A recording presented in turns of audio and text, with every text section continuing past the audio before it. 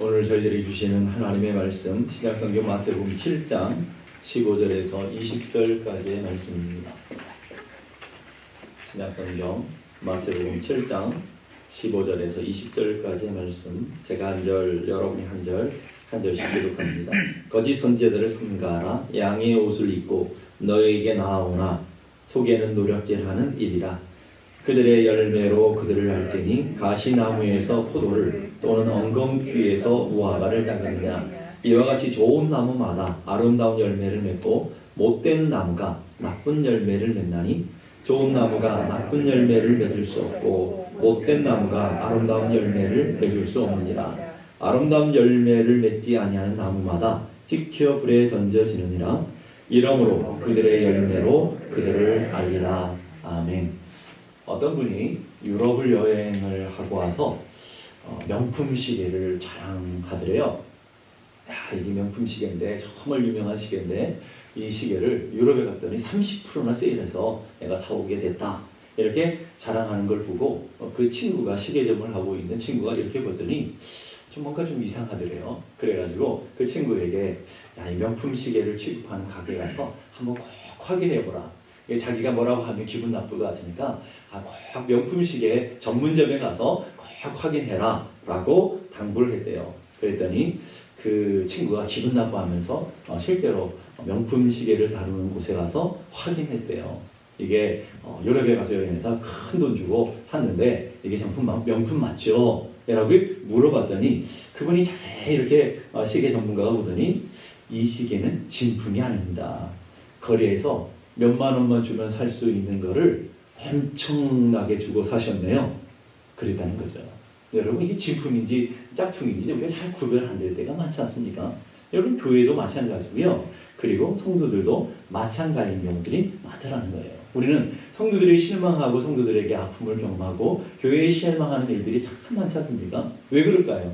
저 사람은 진짜인 것 같고 저 사람은 괜찮은 것 같은데 가까이 가보니까 아니더라. 저분의 겉으로 하는 믿음과 실제의 삶하고는 너무나 다르더라. 가까이 갔더니 실망하더라 하는 얘기들을 많이 합니다. 여러분은 어떻습니까?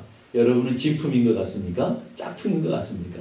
오늘 우리 삶의 모습을 한번 돌아보자면, 오늘 우리가 읽은 본문은 15절의 핵심적인 말씀을 다루고 있습니다. 거짓 선지자를 삼가야 된다. 거짓 선지자가 어떤지, 진짜인지 가짜인지는 열매로 알게 된다.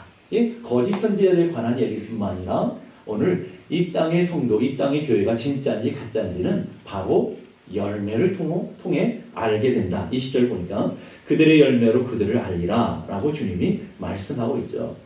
오죽하면 감리교회 창시자인 존 웨슬리라고 하는 목사님이 설교를 이런 설교를 했어요. Almost Christian. 무슨 뜻인지 아시겠습니까? 크리스찬인 것 같은데 almost라는 거예요. 거의 크리스찬인데 크리스찬 아닌 건 아닌 것 같고 크리스찬인 것 맞는다고 하기는 좀 그렇고, 혹시 우리는 almost 크리스찬은 아닌가요? 오늘 우리 삶의 자리에 우리를 보게 되니까 그 열매로 가짜와 진짜를 구별하는데 참 선지자와 거짓 선지자 역시도 열매로 구별하게 되고요. 참 교회와 거짓 교회도 열매로 구별하게 되고요. 참 성도와 거짓 성도 역시도 열매로 구별하게 되어진다 하는 얘기를 하고 있습니다. 그래서 17절과 18절 보니까 이와 같이 좋은 나무마다 아름다운 열매를 맺고 못된 나무가 나쁜 열매를 맺나니 두 종류의 나무와 두 종류의 열매가 있다고 그래요. 좋은 열매는 반드시 우리가 맺어야 되는 열매죠. 포도나무에 포도를 심으면 포도 열매가 맺어야 되고, 무화과 나무를 심었다면 무화과 열매를 맺어야 정상이죠. 반드시 농부가 그 나무를 심으면서 목적한 열매가 맺어져야 돼요. 좋은 열매를 기대하면서 우리 나무를 심으니까요. 그 열매가 맺어져야 돼요. 그런데 나쁜 열매를 맺는다는 것은 맺지 말아야 되는 열매를 맺고 있다는 거예요. 먹을 수 없는 열매. 열매는 열매가 맺은 것 같은데 가짜 같은 열매. 먹으면서 독이 있는 열매, 가시와 엉겅퀴 같은 그런 열매를 맺는 그런 사람도 있다 하는 얘기예요. 많은 열매를 맺는 게 중요한 게 아니고 정말 좋은 열매를 맺는 것이 중요하다 하는 얘기를 하고 있는 것입니다. 아무리 이 땅에 살아가면서 나쁜 열매를 많이 맺는다 할지라도 열매가 먹을 수 없다면 무슨 짝에 소용이 있겠습니까? 농부가 과수원에다가 나무를 심을 때는 목적이 분명하죠. 이 열매를 따서 맛있게 먹으려고 하는데 이 열매를 기다렸는데도 나쁜 열매만 맺어진다면 어떤 일이 벌어지겠습니까? 여러분들이 다 아시지 않겠습니까?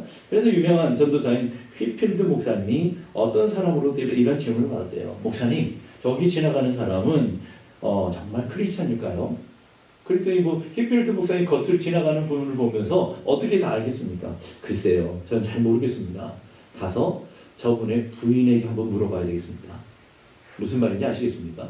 진짜와 가짜는 밖에서 잘 모른다는 말이죠. 여러분의 가정 속에서, 친근한 사람들과 관계 속에서 살아가는 열매를 통해서 보면 그분이 진짜 크리스찬인지 가짜 크리스찬인지 알게 된다는 거예요. 우리 교회 와서 예배 드릴 때는 다 크리스찬 같잖아요. 와서 예배 드릴 때는 다 믿음 좋은 분들 같잖아요. 와서 예배 드릴 때는 다 경건하고 거룩한 분들 같잖아요. 그런데 저 문을 나가서 여러분의 삶의 자리에 어떤 모습으로 살아가고 있느냐, 이게 우리들의 진짜 모습이다라는 것이죠. 그래서 어떻게 좋은 열매를 맺을 수 있을까? 17절에서 18절 보십시오. 다시 한번. 이와 같이 좋은 나무마다 아름다운 열매를 맺고 못된 나무가 나쁜 열매를 맺나니. 자, 그러니까 좋은 열매를 맺는 것은 좋은 나무란 말이에요. 좋은 나무가 되어야 좋은 열매를 맺을 수 있고 나쁜 나무가 되면 자연스럽게 나쁜 열매를 맺을 수밖에 없다라는 거예요. 무화과 나무에서 우리는 포도를 기대할 수 없고 포도나무에서 무화과를 기대하면 안 되죠. 그렇죠? 그런 것처럼 그 나무만이 맺을 수 있는 좋은 열매가 있는데 오늘 성도들이 맺어야 되는 좋은 열매가 무엇인지를 갈라디아서 5장에서는 얘기해줘요. 그리고 성도들이 맺지 말아야 되는 열매가 또 무엇인지를 또 얘기해줘요. 그러니까 그리스도 안에서 영과 우리 육이 거듭나서 하나님의 자녀들이 된 사람들이 맺어지는 열매가 있어요. 그리고 거듭나지 않는 사람들이 교회는 열심히 다니지만 그대로 맺어가는 옛날의 열매가 그대로 있는 분들도 있다는 말이죠. 그러면서 갈라디아서 5장 19절에서 21절 보십시다.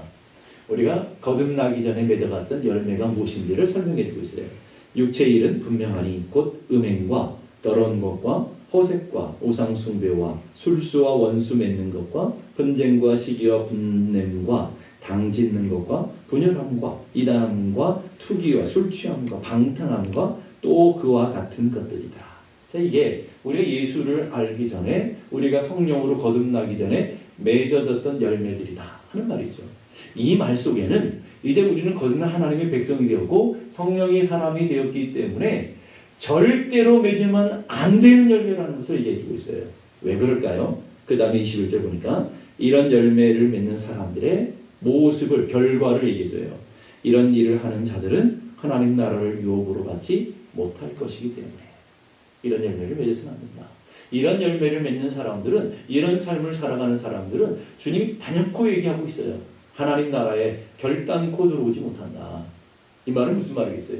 아무리 겉으로 교회를 열심히 다니고 봉사를 많이 하는 것 같아도 그 중심에 하나님께서 싫어하는 열매들을 맺고 있다면 하나님 나라에 들어갈 수가 없다라고 얘기하고 있는 것이죠. 그러니까 우리의 겉사람이 종교인이 되는 게 중요한 게 아니고 우리의 속사람이 진짜 믿음의 사람, 성령의 사람이 되는 게 훨씬 더 중요하다라는 것을 가르쳐주고 있는 것이죠.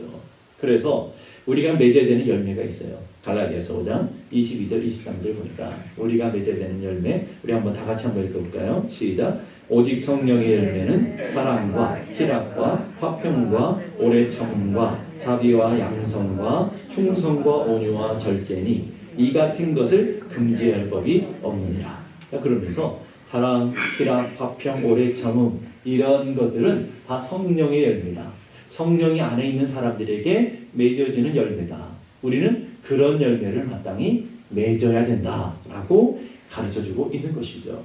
그럼 여러분들은 어떤 열매를 맺고 있냐? 오늘 마태복음 5장, 6장, 7장에서 우리가 맺어야 되는 열매들을 주님은 팔복이라는 설교를 통해서 이미 얘기해 주셨어요. 우리에게 맺어야 되는 열매는 심령이 가난한 열매다. 우리가 맺어야 되는 열매는 애통하는, 하나님 나라를 위해서 애통하는 열매를 맺어야 된다. 온유한, 하나님의 백성들은 온유한 열매를 맺어야 된다. 하나님의 백성들은 긍휼의 마음의 열매를 맺어야 된다.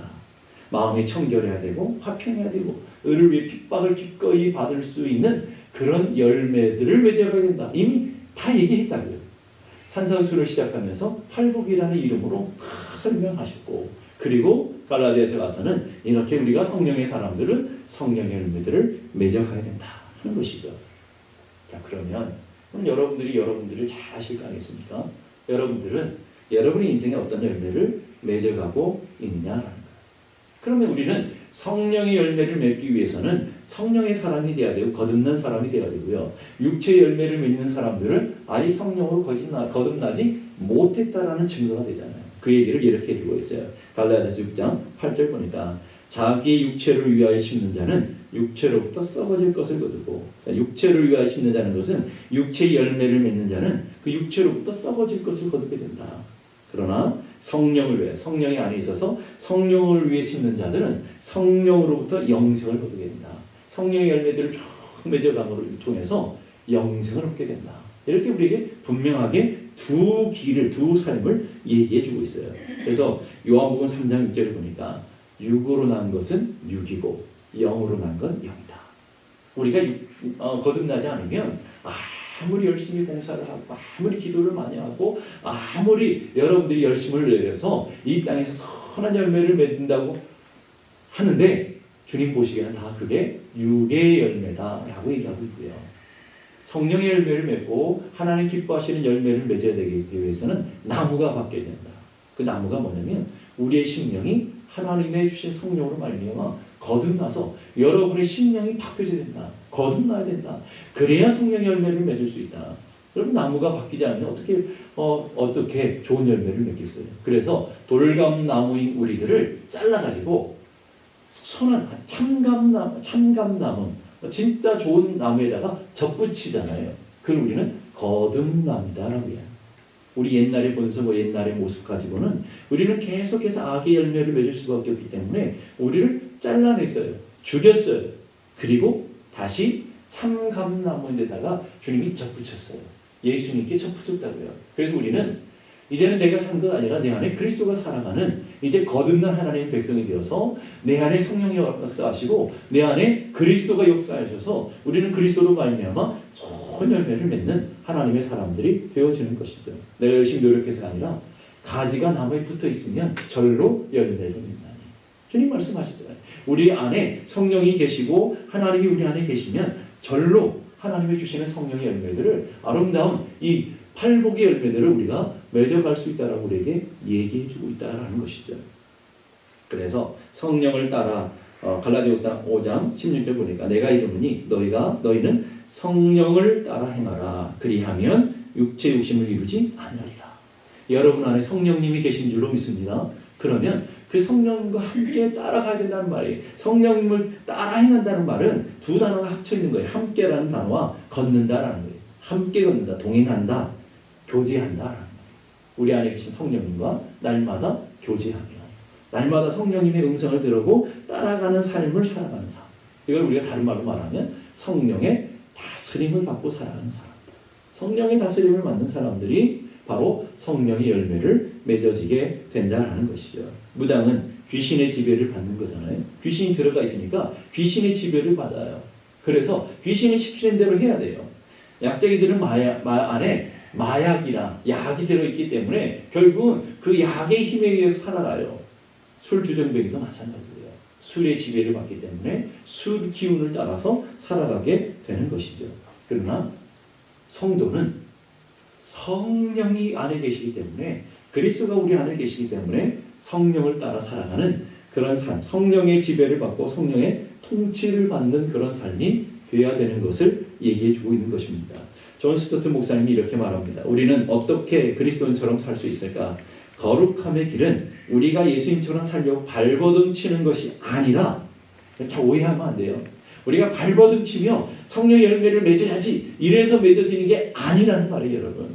그럼 잘 들어보세요. 어떻게 하면 성령의 열매를 절로 맺을 수 있는지, 성령을 통해 우리 안에 예수 그리스도가 오셔서 사실 때 가능하다. 성령을 통해서 예수님 우리 안에 오셔서 우리의 마음의 주인으로 계실 때 가능하다는 말이죠. 우리는 성령의 조명을 통해 예수님의 영광을 볼 뿐만 아니라 성령이 내주하시는 능력을 통해 예수님의 형상으로 변화되어간다. 성령이 우리 안에 역사하심으로 인해서 거룩한 주님의 장성한 믿음의 분량까지 자라가는 믿음의 삶이 되어진다. 그래서 여러분, 우리가 매일 성경을 읽고 기도해야 되는 이유가 뭘까요? 우리 성령님의 음성을 듣고 성령님의 다스리심을 날마다 누리기 위해서 매일같이 우리는 기도하고 성경을 읽는 거예요.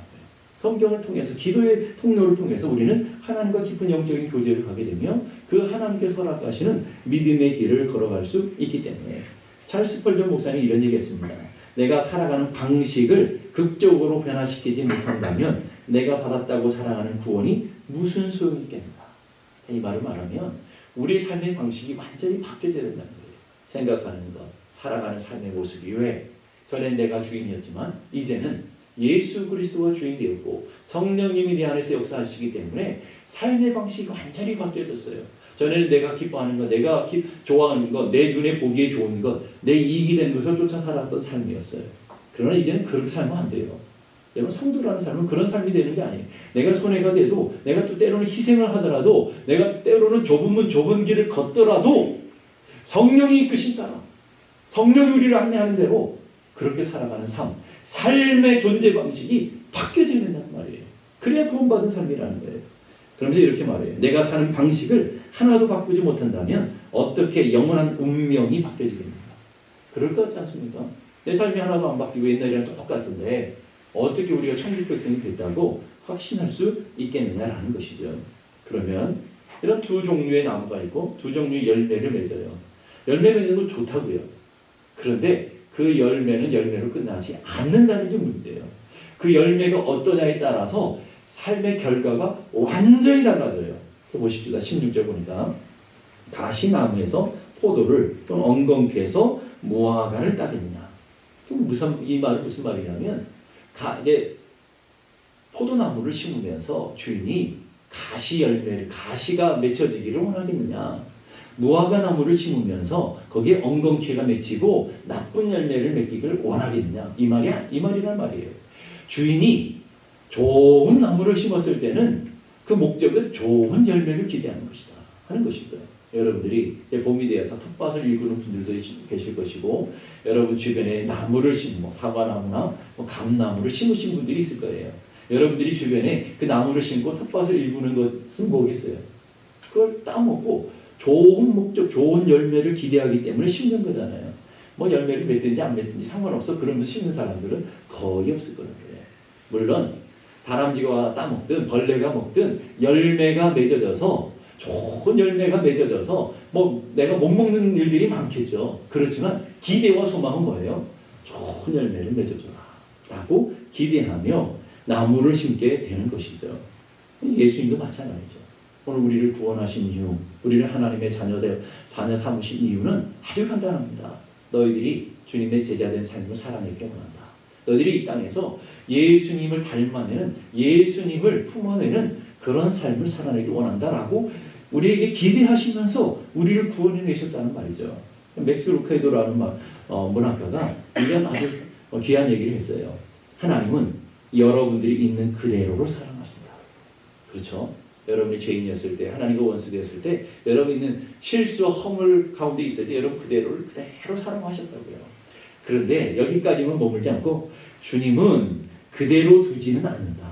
우리를 구원했으면, 우리 하나님의 자녀들을 삼았으면 있는 모습 그대로를 품고 사랑하셨지만 그대로를 두지는 않는다는 말이죠. 그러면 주님은 어떻게 하시느냐? 하나님은 여러분들을 예수님처럼 되기를 원하시고 그렇게 만들어 가십니다. 예수님처럼 되기를 바라시고 만들어 가셔요.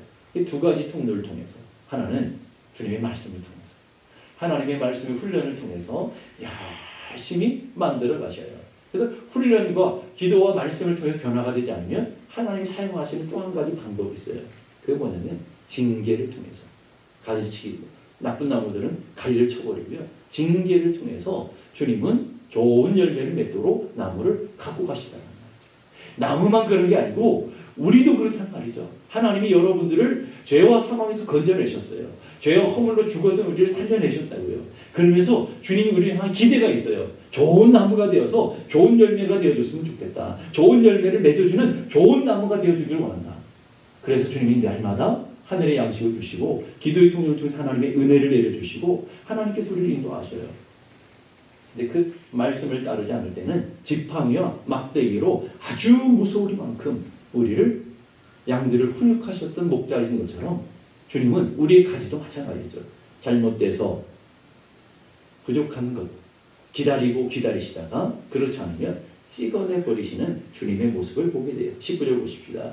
아름다운 열매를 맺지 아니하는 나무마다 찍혀 불에 던져집니다. 찍어서 불에 던진다는 말은 뭐예요? 다 태워버린다는 말은 뭐죠? 심판을 당하게 된다. 이 말을 이렇게 얘기하는 거예요. 열매를 기다려요. 1년을 기다려요. 2년을 기다려요. 3년을 기다려요. 그래도 열매가 맺어지지 않아요. 그래도 열매를 맺는데 이상한 나쁜 열매만 맺어요. 농부가 잘라버려야지 그랬더니 주님이 한 해만 더 기다려 주십시오. 주인이 한 해만 더 참아 주십시오. 그러면 좋은 열매를 맺을 것입니다. 한 해를 더 기다렸는데도 열매가 맺어지지 않으면 농부는 과감하게 잘라버린다. 이 말인 거예요. 여러분. 그걸 잘 보여주는 게 이사야서 5장에 보면 하나님은 아름답게 공원을 가꾸시고 포도원을 만들었어요. 거친 틀을 갖고 와서 울타리도 치고 아주 큰 포도원을 만들었어요.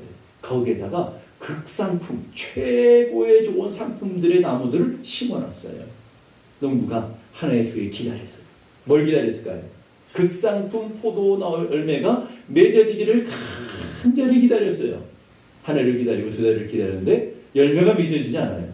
더 간절히 가꾸면서 이 열매가 맺어져야 되는데 소망을 갖고 기대하며 포도원을 갖고 왔어요. 그런데 열매가 맺었어요. 꽃이 피고 열매가 맺었어요. 참 포도나무가 맺어야 되는데 들포도를 맺혔어요. 몇 년을 기다리고 했는데 좋은 포도 열매를 맺을 줄 알았는데 들포도를 맺었어요. 그러면서 이 이야기는 바로 이스라엘 백성들의 이야기라고 얘기해요. 그러면서 어떻게 하겠습니까? 농부가 그 나무를 다 잘라서 새로운 나무를 심지 않겠습니까? 그런 것처럼 이스라엘 백성들을 하나님께서 가나안 땅에 심어놨어요. 애굽의 종되었던 사람들을 가나안 땅에 심어놨어요. 기대를 가지고 너희들은 좋은 나무가 되어서 선한 열매들을 맺고 이 땅에 하나님 나라 열방의 구원의 통로가 되어지고 아브라함의 후손으로 믿음의 자녀들로 멋있게 아름답게 존귀하고 보배롭게 살아다오 열매를 맺어다오 기대를 하고 가나안 땅에 다 심어놨어요. 그랬더니 욕망과 우상 섬김과 그래서 거짓된 것들을 따라서 들포도를 맺었어요. 이스라엘 백성들이 들포도를 맺었어요. 그래서 주님이 선택한 게 뭐겠어요? 다 파서 없애버리잖아요. 바벨론이라는 나라를 쳐들어오게 해서 성전도 다 회파시켜버리고 돌 위에 돌 하나 남지 않고 다 무너뜨려버리고 하나님의 백성도 가나안 땅에 살지 못하도록 종으로 잡혀가든지 다 흩어버렸어요. 가나안 땅은 황무지가 되어버리고 예루살렘은 황무지로 만들어버리셨다. 이 얘기가 바로 이사야 5장의 말씀이에요. 찍어서 버려버리시는 주님의 모습을 실제 역사 속에 이스라엘의 모습을 통해서 우리에게 그대로 보여주고 있는 것입니다. 여러분 이 이야기를 들으면서 우리는 두려워할 줄 알아야 돼요. 내게 구원의 놀라운 은혜를 주시고 하나님의 놀라운 기대와 소망을 가지고 내가 여기에 있는 것 너무 감사하고 너무 고귀하고 너무 아름다운 일이에요. 그러나 그 하나님은 굉장히 또 무서우신 분인 것도 여러분이 인정하셔야 돼요. 열매가 맺어지지 않으면 이렇게 무서우리만큼 이스라엘 백성들을 다 흩어버리시고 하나님의 성전마저도 다 회파해버리시고 이방 나라 사람들에게 밟혀버리게 하시고 그리고 결국은 거기를 황폐하게 만들어버리시는 하나님의 모습을 우리는 두려움으로 볼 줄 알아야 돼요. 그래서 청교도의 작가인 존 보냐는 이렇게 말합니다. 심판의 날에 사람들은 자기들의 열매를 따라 심판을 받게 될 것이다. 뭘 따라 심판을 받는다고요? 우리가 맺은 열매를 따라서 심판받게 될 것이다. 너는 무엇을 믿었느냐 하는 질문이 아니라 너는 그 믿음으로 어떤 열매를 맺었느냐 믿음을 그대로 실천했느냐 하는 질문을 받게 될 것이다. 누구에게요? 농부 되시는 하나님 앞에서요. 우리 인생 전체를 걸고 주님이 물으실 거라는 거예요. 너는 어떤 열매를 맺었니? 하나님 앞에 드릴 열매가 어떤 것이니? 라고 물어보시게 될 거라는 거예요. 하나님께서 귀한 시간을 주셨어요. 귀한 물질을 주셨어요. 여러분에게 귀한 재능을 주셨다고요. 여러분에게 귀한 인생을 살아갈 수 있는 능력을 주셨다고요. 그것 가지고 어떤 사람은 하나님 나라 하나님 영광 위에 존귀하고 보배롭고 아름다운 열매들을 맺어요. 근데 어떤 사람은 들포도를 맺어요. 그것을 다 가지고 하나님의 심판대 앞에 서게 될 거랍니다. 주님 부르실 거랍니다. 너는 어떤 열매를 맺어? 너는 똑같은 시간, 똑같은 물질, 똑같은 재능을 가지고 너는 인생을 살아가면서 무슨 열매를 맺었니? 라고 물어보실 거랍니다. 여러분, 여러분의 인생을 한번 돌이켜 보십시다. 여러분은 지금까지 어떤 열매를 맺어왔습니까? 어떤 열매를 가지고 있습니까? 주님을 닮아가는 열매를 맺고 있습니까? 레이나르도 레이븐 힐이라고 하는 유명한 분이 부흥의 시대의 통곡하라는 책을 썼어요. 그 책에 보면 이런 내용이 나와요. 우리는 행복해지기 위해 전력 투구한다. 당장 살아가는 사람 다 즐겁고 나 행복하고 내 만족하는 삶을 위해서 전력 투구하잖아요. 그런데 그게 우리 삶의 목표가 아니다는 말이에요. 그러면서 그분은 이렇게 말해요. 우리를 향한 하나님의 목적은 우리의 행복에 있는 것이 아니라 우리의 성결에 있다. 우리가 살아가는 목적은 이 땅에서 행복이 있지 않다고요. 하나님의 목적은 여러분이 이 땅에서 행복하고 즐겁기 위해서 이 땅을 살아가는 게 아니라고요. 여러분은 하나님의 삶에 하나님 앞에서 거룩한 열매를 맺고 성결한 하나님의 백성이 되도록 우리를 부르심을 받았다라는 것을 여러분들이 기억하셔야 돼요. 오늘 우리가 고난주간을 시작하는 종료주일 예배를 드리고 있어요. 왜 우리가 해마다 이렇게 고난주간을 보내고 주님을 깊이 묵상하는 것일까요? 우리가 왜 이렇게 성찬식도 하고 주님의 은혜에 함께 참여하려고 몸부림치는 걸까요? 행복하기 위해서가 아니라 거룩해지기 위해서, 성결한 하나님의 백성이 되기 위해서, 우리 삶에 좋은 나무가 되어서 좋은 열매를 맺도록 하기 위해서 우리는 몸부림치는 거라고요. 주님 앞에 가는 날 우리가 인생 전체를 통해서 맺어진 그 열매로 주님 앞에 그대로 드려질 거기 때문에 내가 주님 앞에 가는 그날에 부끄럽지 않도록 하기 위해서 하나님의 자녀답게 살았노라고 고백하기 위해서 우리가 이렇게 거룩한 삶을 향해서 몸부림치는 거라고요. 이 말을 좀 바꿔 말하면 이 땅에서 부자 되지 않아도, 이 땅에서 건강해서 오래 살지 못해도, 이 땅에서 다른 사람들이 부러워할 만큼 부귀영화는 못 누렸어도 우리가 하나님의 자녀 되어지고 하나님의 거룩한 백성이 되었다면 그 사람이야말로 참으로 성공한 인생이고 그 사람이야말로 참으로 하나님 기뻐하시는 인생이라는 것이죠. 반대로 우리가 이 땅에서 부귀영화를 누리고 모든 사람들이 칭찬과 박수를 받는다 할지라도, 모든 사람에게 칭찬과 박수를 받는다 할지라도 하나님이 원하시고 하나님이 기뻐하시는 열매가 맺지 않는다면, 들포도를 맺는 인생이라고 한다면 찍혀서 밖에 버려져서 태워지고 영원히 슬피 울며 이를 갈미 있는 그런 인생이 되어질 거라는 거예요. 그렇기 때문에 우리는 지금만 보지 마시고요, 주님 앞에서는 그날을 날마다 여러분이 상상하면서 인생을 살아야 돼요. 지금 현재의 즐거움만을 쫓아가지 마시고요, 주님 앞에서는 그날이 곧 와요. 우리에게 그 날이 곧 온 그날에 우리는 주님 앞에서 부끄러운 하나님의 자녀들이 되지 않도록 그날 주님 앞에 서는 날을 날마다 생각하며 그 여러분들이 그려봐야 돼요. 아무 생각 없이 사는 게 아니라 그걸 늘 그려봐야 돼요. 나는 주님 앞에 서는 날 하나님의 자녀일까? 부끄럽지 않은 하나님의 자녀일까?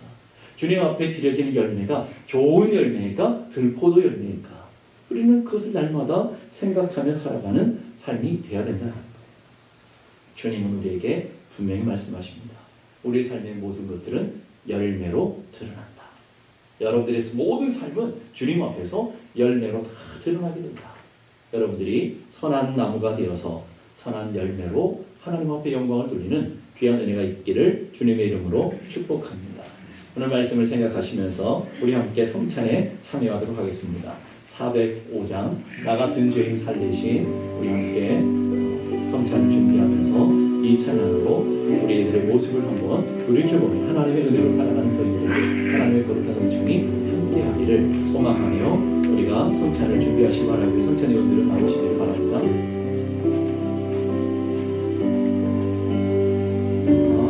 나 같은 죄인 살리신 주 은혜로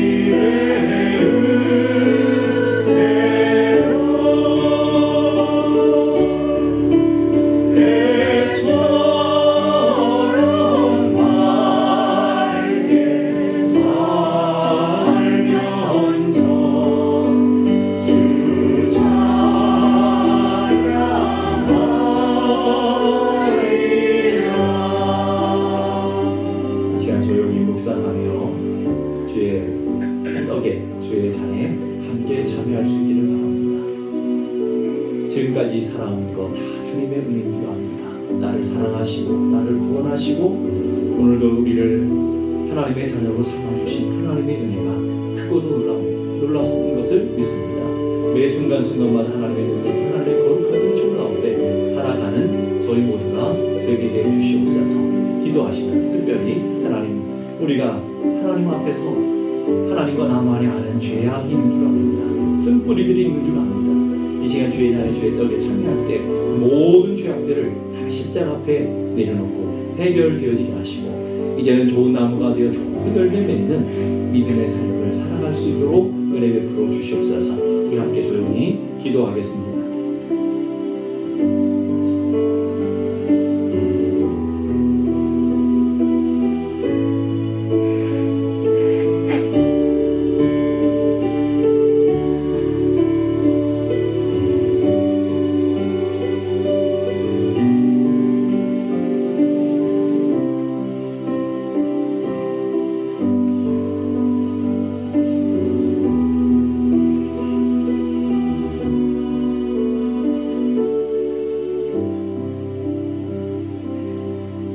은혜로우신 하나님 감사합니다. 지금까지 지내온 것 주의 은혜이며 나를 나들게 하신 하나님의 축복이며 오늘도 이 자리까지 이 자리에 설 수 있는 것 역시도 주님의 은혜인 것을 고백합니다.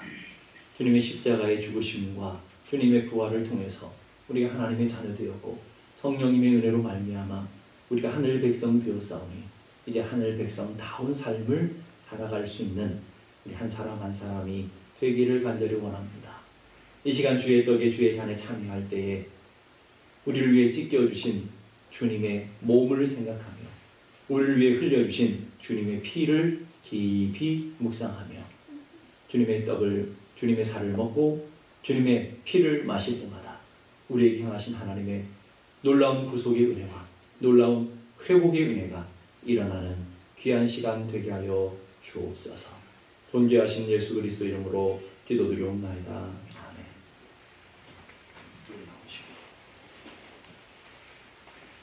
주님께서 잡히시 전날 밤에 떡을 가지시고 떼어서 제자들에게 주시면서 받아라, 먹어라. 이것은 내가 너희를 위해서 찢기는 내 몸이다. 주님 말씀하셨습니다. 이 시간 우리가 주님의 떡에 함께 참여할 때 영으로 이 떡 가운데 오셔서 우리 영원한 양식이 되어주시는 주님을 실제로 우리가 먹고 실제로 주님의 은혜를 마심으로 하나님의 거룩한 자녀 되어지고 하나님의 거룩한 백성으로 힘있게 살아갈 수 있는 결단의 그런 고백의 귀한 성찬식이 될 수 있도록 기도하시면서 함께 참여할 수 있기를 바랍니다.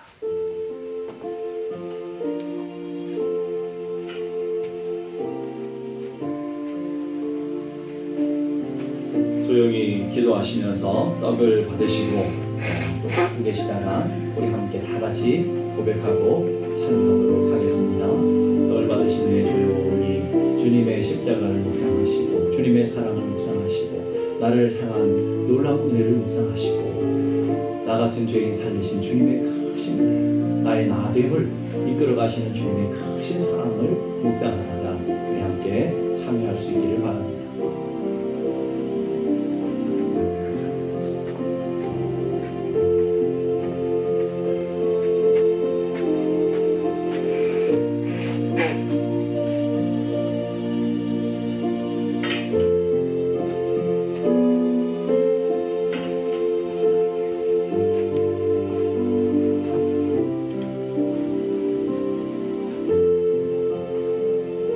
기도하겠습니다. 하나님 은혜를 감사합니다. 이 시간 주님의 떡에 주님의 살에 우리가 함께 참여합니다. 주의 거룩한 성령님, 오늘 우리가 주의 살을 먹을 때에 우리 안에 구원의 감격이 회복되게 하시고 주님의 사랑이 회복되게 하시고 우리의 삶의 의미와 목적이 회복되게 하시고 우리가 하는 인생의 표대가 회복되게 하시고 나를 향한 하나님의 그 큰 은혜와 축복을 돌아보며 참여할 수 있는 귀한 시간 되게 하여 주시옵소서.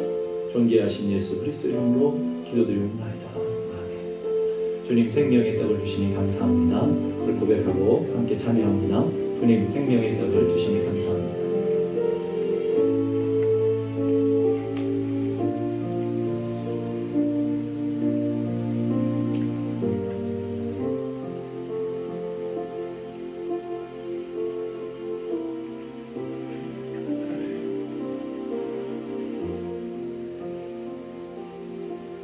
식후에 주님이 잔을 가지시고 살해하시면서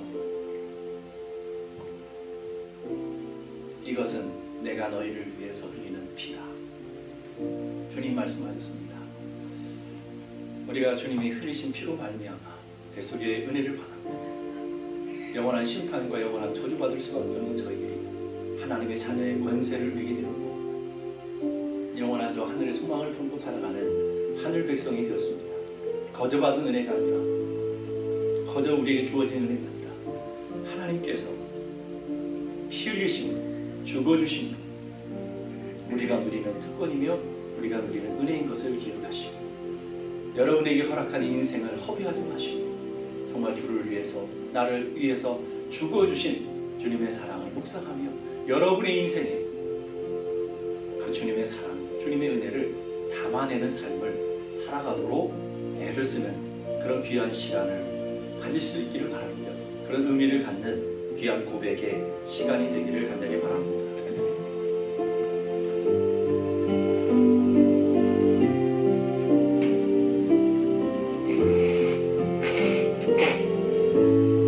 잔을 받으시고도 마찬가지입니다. 조용히 묵상하시고 주님의 사랑을 깊이 돌아보시면서 내가 무엇을 위해 살아야 되는지 어디를 향해 나가야 되는지 인생을 어떻게 살아야 되는지 한번 깊이 묵상하며 내가 정말 잘 가고 있는가, 하나님 기뻐하시는 삶을 향해 잘 나아가고 있는가, 우리 물음을 갖고 살아갈 수 있는 이 귀한 생명을 우리 물음을 갖고 살아갈 수 있는 그런 여러분들이 다 될 수 있기를 간절히 바랍니다.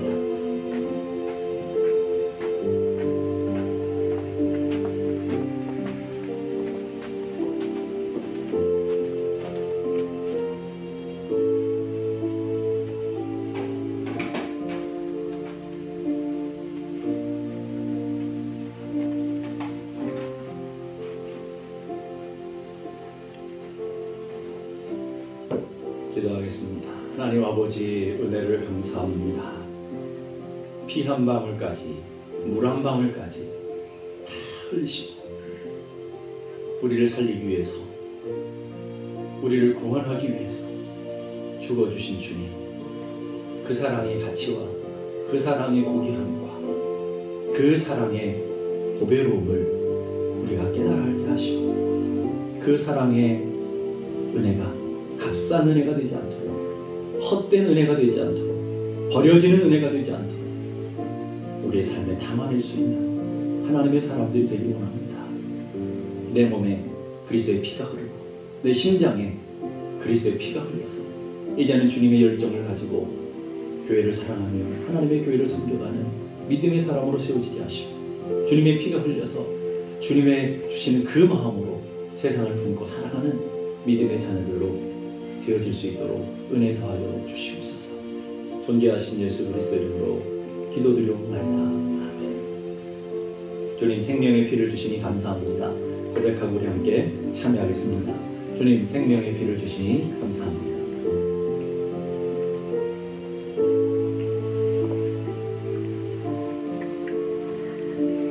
한 번 더 기도하십시다. 조용히 묵상하며 기도하실 때 주님 이제는 내가 산 것 아니요 내 안에 그리스도만 살게 해주십시오. 이제는 내 욕망과 내 거짓된 삶을 위해 살아가는 인생이 아니라 내 거룩한 믿음의 표대를 향해 한 걸음 한 걸음 남은 인생을 살아갈 수 있도록 힘주시옵소서. 성령님 나를 붙들어 주시옵소서. 우리는 연약해서 세상을 너무 사랑하고 우리는 부족해서 세상을 향할 때가 너무나 많습니다. 하나님 주님께서 우리에게 믿음 주시고 주님께서 우리에게 은혜 주시고 주의 성령으로 우리를 붙들어 주셔서 주를 위해 살아가며 거룩한 본향을 향해 살아가며 거룩한 표대를 향해 살아갈 수 있는 저희 모두가 되게 하여 주옵소서. 우리 함께 다 같이 기도하겠습니다. 하나님 아버지 은혜를 감사합니다. 오늘도 주님의 사랑과 주님의 은혜를 먹고 주님의 사랑과 주님의 은혜를 마셨습니다. 떡과 잔을 먹고 마신 것이 아니라 주님의 은혜를 마셨고 주님의 축복을 경험했고 주님의 놀라운 사랑을 마시고 먹은 줄로 믿습니다. 하나님 이제 우리가 그 사랑 그 은혜 받았사오니 이제 내 안에 그리스도께서 사시고 나를 통해서 살든지 죽든지 그리스도만 존귀케 되고 살아도 주를 위해서 죽어도 주를 위해 살아가는 인생의 분명한 표대와 분명한 목적을 발견했사오니 이제 그것을 위해 살아갈 수 있는 믿음의 사람들로 되어지게 하여 주시옵소서.